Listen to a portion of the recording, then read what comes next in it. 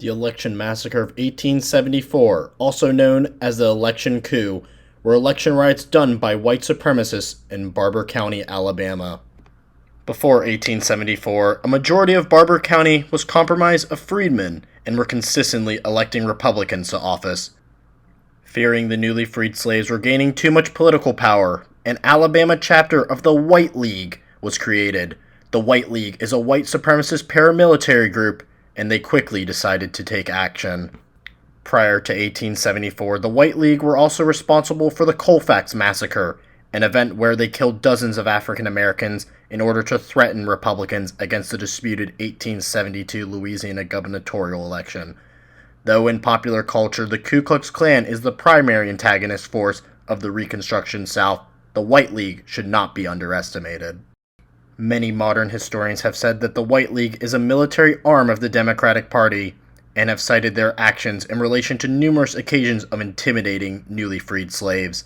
In fact, members of the White League were responsible for the 1898 Wilmington Insurrection, an event where white supremacists took over the freedmen-run government of Wilmington, North Carolina. However, those topics deserve a video of their own, and instead, we are shedding light on the 1874 election riots. On November 3, 1874, the Alabama chapter of the White League stole ammunition and firearms and ambushed African Americans in Eufaula, Alabama. As they marched, they killed between 15 to 40 African Americans and wounded at least 70.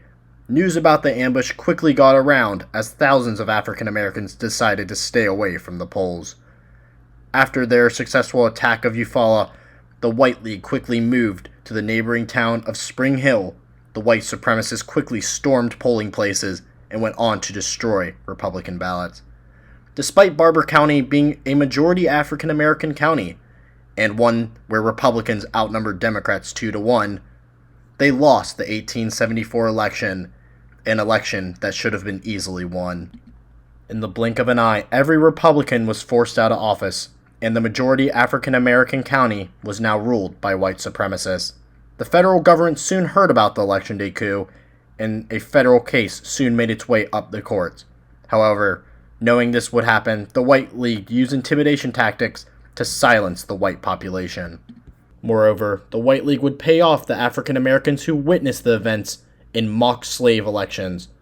The white supremacists sneered as they declared they were able to buy slaves for just $2. As a result of the Election Day massacre, newly freed slaves began to stay away from voting in Barbour County, and immediately Republican candidates stood no chance of winning. Simultaneously, Mississippi counties noted the success of the White League, and beginning in 1875, Democrats across the state used intimidation tactics to stop African Americans from voting. Soon, Democrats across the South took control of state legislators and instituted Jim Crow Acts, which disenfranchised many African Americans for decades to come. Today, the election massacre of 1874 is rarely discussed in popular media. In fact, in Alabama, there's barely a state plaque commemorating the event, yet its legacy needs to be discussed.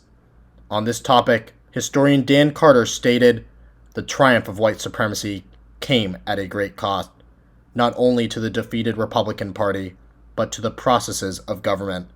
Violence, already endemic in Southern society, became institutionalized, and community leaders transformed the willful corruption and manipulation of elections into a patriotic virtue." Thank you for watching Quick History, and remember to like and subscribe